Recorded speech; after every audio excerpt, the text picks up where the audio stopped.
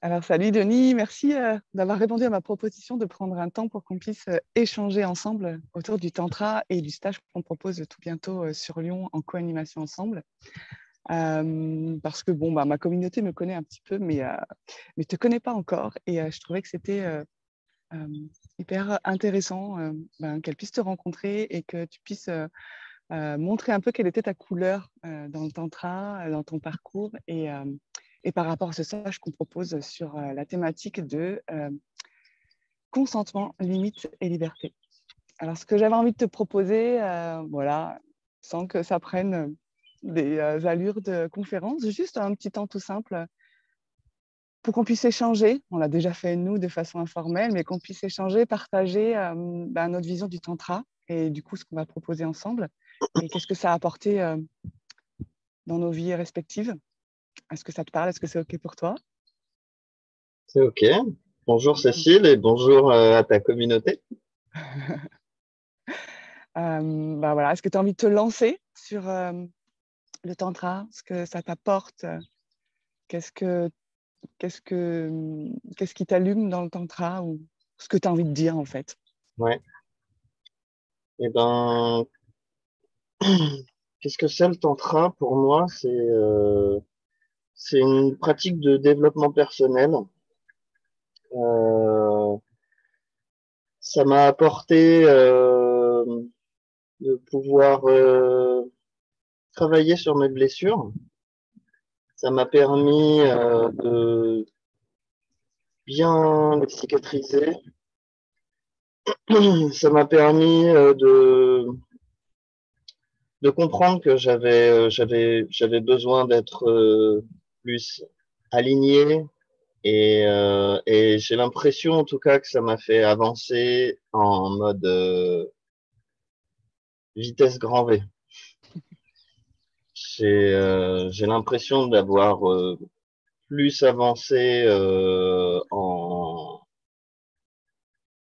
en stage ouais, maintenant, ça fait quelques années quand même, mais la première semaine, j'avais l'impression d'avoir avancé plus que dans tout ce que j'avais fait avant dans ma vie. Tu veux dire que ça a été un catalyseur pour toi dans des prises de conscience et dans des compréhensions, des changements à mettre en place concrètement? Ouais. Et puis, dans la façon de faire, moi, ça me parle, ces histoires d'énergie. Et ça a vraiment été ouais, un déclencheur. Puis c'est une pratique qui me touche. Hmm. Ouais, je te rejoins complètement sur, en tout cas dans mon expérience et dans ce que je peux observer aussi autour de moi avec les personnes qui pratiquent, que ce soit quand je me forme ou quand j'accompagne, c'est cet endroit qui est un catalyseur, un accélérateur, clairement, parce qu'il y a quelque chose qui amène directement, je vais dire, au cœur, quoi. Euh, Soit là où c'est bon, soit là où ça fait mal et qui a besoin de venir mettre plus d'amour, plus de conscience, comme venir penser une blessure ou un traumatisme ou en tout cas un manque, quelque chose qui est douloureux et qui en fait nous drive sans même qu'on s'en rende compte et nous amène à répéter des schémas qui ne sont pas du tout soutenants et pas du tout nourrissants pour nous. Moi, ce que ça m'a vraiment permis, quand j'ai découvert le tantra, j'étais en plein burn-out. J'étais complètement coupée de mon corps, complètement coupée de mes émotions. Enfin, non, je n'étais pas coupée de mes émotions, elles étaient complètement envahissantes. Et ça m'a permis en fait vraiment de réhabiter mon corps. Ça m'a permis de réhabiter mon corps de femme, pas juste mon corps. C'est d'abord été mon corps et ensuite mon corps de femme et de pouvoir euh, réajuster mes limites. Je ne suis pas sûre que je les connaissais en fait, justement, mes limites. J'avais l'impression d'être plutôt très à l'aise dans la rencontre et je me suis rendu compte que j'étais tout le temps en train de me planquer sous des couverts d'être à l'aise. Et vraiment, il y a quelque chose aussi au niveau de l'énergie, de mon énergie vitale et de ces échanges d'énergie qui se font, qui a comme révélé un truc du genre, ah, mais j'étais sûre que ça existait, que ça pouvait être comme ça. Ça m'a vraiment permis de valider un truc qu'intuitivement je connaissais, mais que dans le monde qui m'entourait, c'était pas comme ça que ça fonctionnait. Alors je me disais, oh, je dois me raconter des histoires. Ça a été très fort aussi, et moi aussi j'ai eu l'impression de gagner beaucoup, beaucoup de temps avec le tantra, notamment parce que c'est une voie vraiment expérientielle. Donc on plonge dans l'expérience, c'est pas juste une théorie, c'est on va expérimenter. On va faire des tests en fait. Et ces tests, essais, erreurs, où on réajuste en permanence. Et, et cette idée de pouvoir choisir d'agir au lieu de juste réagir, ça change tout pour moi. Cet endroit, j'ai gagné beaucoup, beaucoup en liberté d'être, en liberté d'expression et en liberté d'oser et même de... j'ai retrouvé un espace de rêve que j'avais plus. Donc ça a vraiment ouvert beaucoup de possibles pour moi, le tantra. Et voilà. Voilà, c'est aussi quelque chose qui me touche. Voilà. Pas que dans sa dimension spirituelle, mais dans sa dimension aussi très pratico-pratique et humaine, qui peut se vérifier tout de suite dans l'expérience et dans la matière aussi. C'est ce que j'aime en fait aussi, c'est le lien entre le concret et la matière. Et puis cette dimension de quelque chose de plus grand qui nous rassemble et qui, j'allais dire, nous met en lien.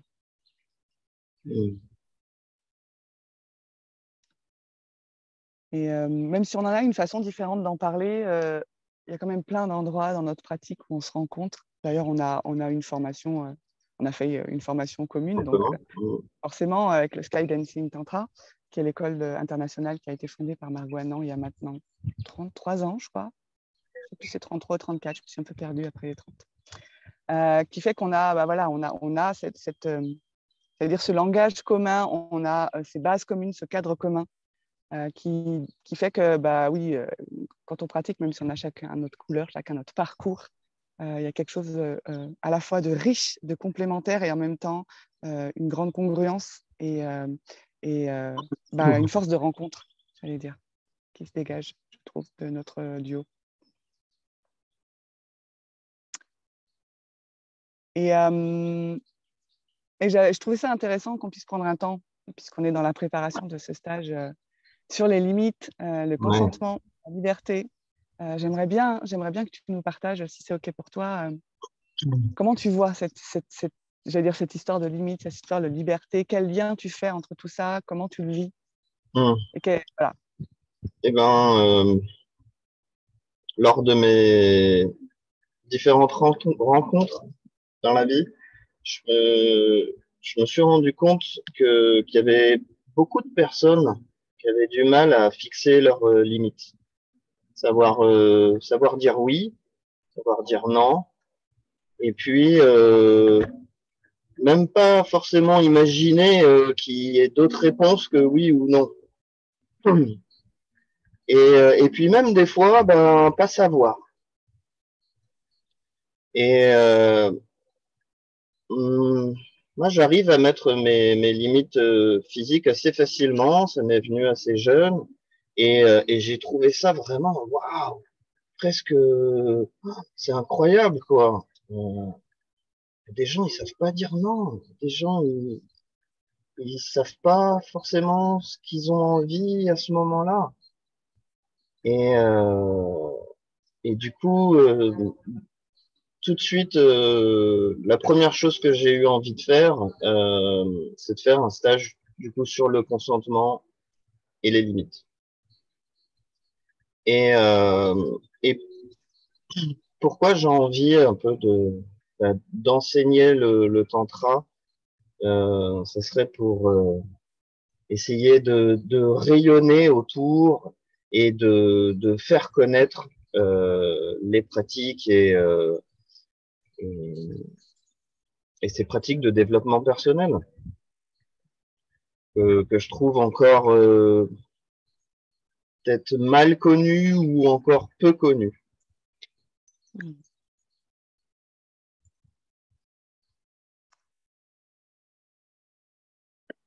moi, ce que j'ai envie de nommer, parce que la liberté, pour moi, c'est une valeur clé ultra importante dans ma vie. C'est vraiment, voilà, c'est vraiment une valeur très haute. Après, on pourrait parler longtemps de la liberté parce que tout le monde ne met pas la même chose derrière. Mais là n'est pas, j'allais dire, pas la question. C'est juste que j'ai longtemps confondu la liberté avec l'absence de limites. Et je sais que je ne suis pas la seule, j'ai pu l'observer. Et je sais que ça crée souvent beaucoup de confusion, du coup. Que, en réalité, si d'un seul coup on enlève toutes les limites, on devient barge. Clairement, le cerveau ne sait pas gérer, en fait. Le cerveau ne sait pas gérer la liberté totale. C'est juste trop de possibles. Ça part dans tous les sens. Et effectivement, c'est quelque chose qui rend complètement fou. Et ça, j'avais envie de le nommer parce que moi, le jour où j'ai compris ça, ça m'a permis de me réapproprier ma liberté autrement et d'en faire quelque chose de beaucoup plus concret et de beaucoup plus incarné et de beaucoup plus cohérent surtout.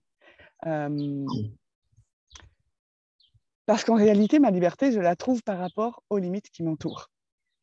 Parce que ma liberté, elle parle de mon individualité. Et si je veux être une individualité, ça veut dire que moi, je suis différente de la personne qui est à côté de moi.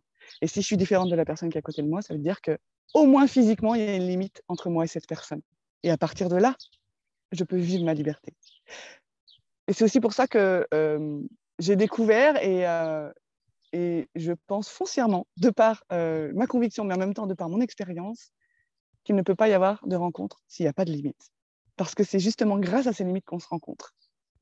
Parce que la rencontre, comme je disais, ça demande qu'il y ait deux individualités, en fait. Sinon, c'est de la fusion. Sinon, c'est un espace où on est tous mélangés. Et je ne dis pas que cet espace, il ne peut pas être bon à vivre, mais ce n'est pas un espace de rencontre, en fait.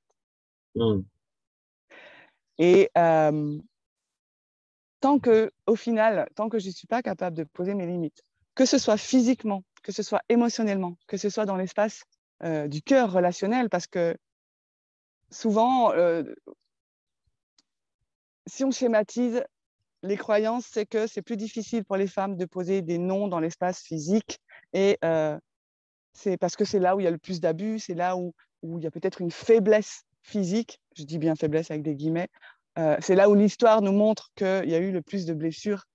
Souvent, on a tendance à dire que pour les hommes, là où c'est plus compliqué de mettre des limites, c'est dans l'espace du cœur, dans l'espace amoureux, dans l'espace du cœur. C'est là où il y a eu le plus d'abus de par l'histoire, et c'est là où le masculin et le féminin ont parfois du mal à se rencontrer, dans la sexualité et dans le cœur.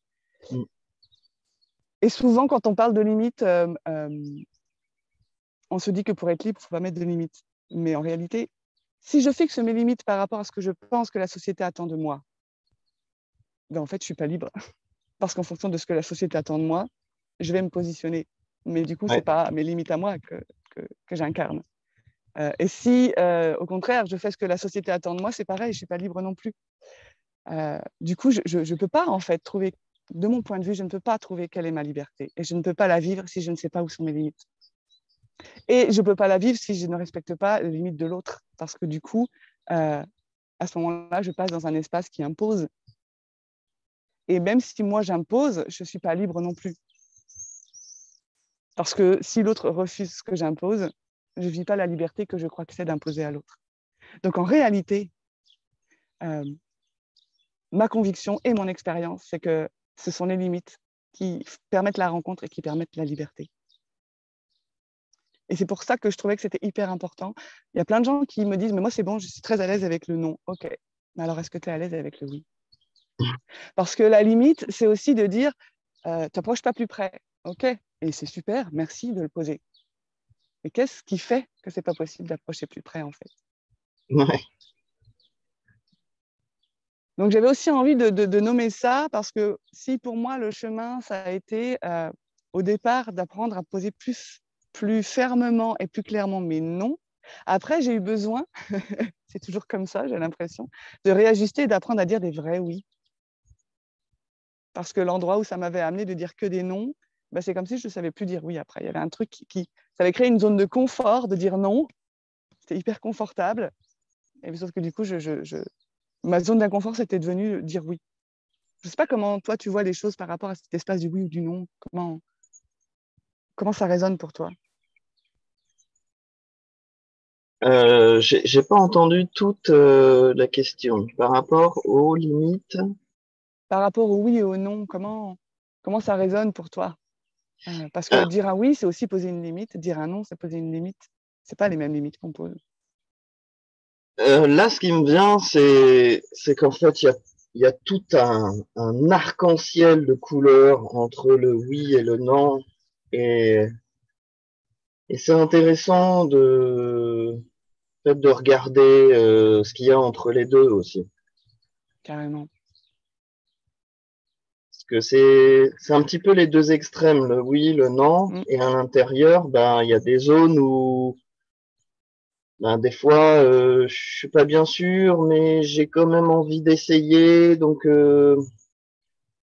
justement, les pratiques, ça peut nous mettre en mode un peu exercice, où, où je peux essayer d'aller en conscience et en sécurité, essayer quelque chose de nouveau, en sachant qu'à tout moment, je peux ralentir, je peux dire stop, je peux recommencer, je peux réaccélérer. Et en fait, on peut jouer avec ce curseur à tout moment. Ça peut être d'une seconde à l'autre, d'une minute à l'autre. Un oui peut se transformer en non, vice versa.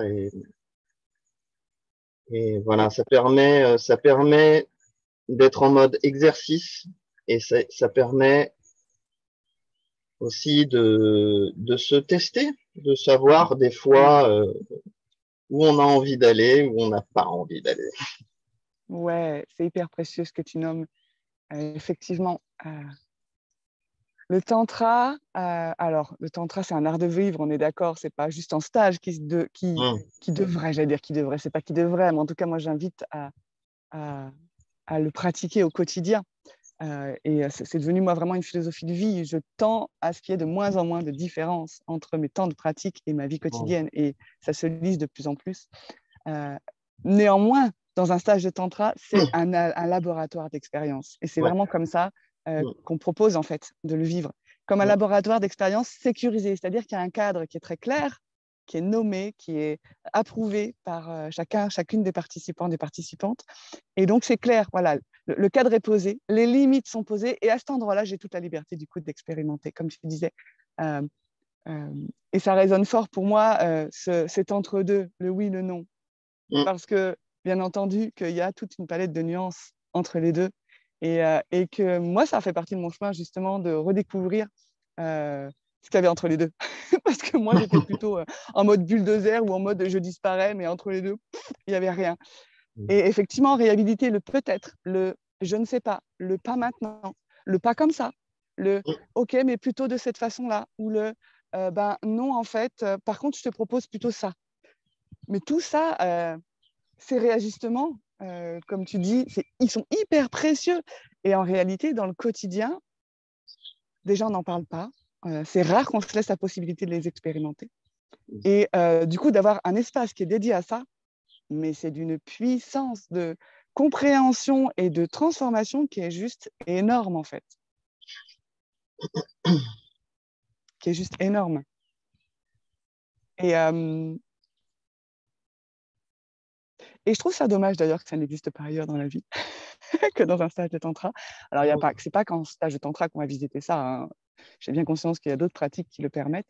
En Oui, tout cas, oui, je oui. trouve, comme on disait, que le tantra, c'est un catalyseur qui est formidable et qui rassemble vraiment tous les plans de l'être sans en omettre aucun. En tout cas, c'est comme ça que je le vis et qui amène vraiment à sortir de cet espace de dualité pour rencontrer toutes les facettes, toutes les nuances, les plus lumineuses comme les plus obscures, mais parce qu'en fait, c'est tout ça qui nous compose. Et c'est avec tout ça qu'au quotidien, on s'en rend compte ou pas, mais c'est avec tout ça qu'on agit, en fait. Et sans jugement. Et sans jugement. C'est un espace d'observation et d'expérimentation. Exactement, sans jugement. Le but, c'est pas de juger ce que je découvre de moi. C'est juste de regarder est-ce que j'ai envie de le continuer ou est-ce que j'ai envie potentiellement de me proposer autre chose à vivre.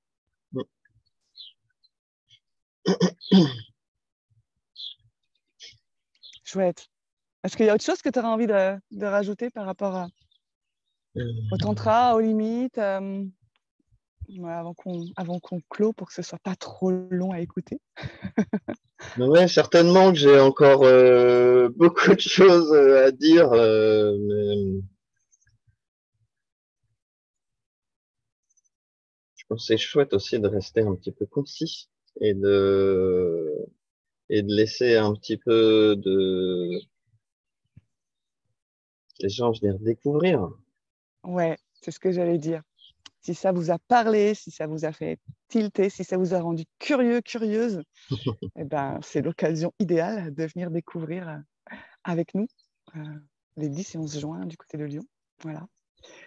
Si vous avez des questions, n'hésitez surtout pas, on prendra plaisir à y répondre, soit par écrit en dessous de la vidéo, soit carrément on fera une autre vidéo si on se dit « Ah ouais, alors cette question, elle est vraiment hyper pertinente, ça mérite qu'on développe un peu plus ». Avec grande joie. Et puis, si vous avez envie de nous rejoindre pour le stage du 10 et 11 juin qui se passe du côté de Lyon, si vous avez envie d'avoir plus d'infos, pareil, n'hésitez pas. Vous pouvez soit mettre un commentaire en dessous de la vidéo, soit vous pouvez envoyer un mail. Je mettrai en dessous de la vidéo l'adresse mail voilà, ou en message privé. Surtout, suivez l'élan qui est là. Et puis, je peux vous dire qu'on est en train de préparer déjà depuis plusieurs semaines le contenu et ça va être ultra chouette. Alors, merci, Denis, d'avoir pris le temps de cet échange. Et puis,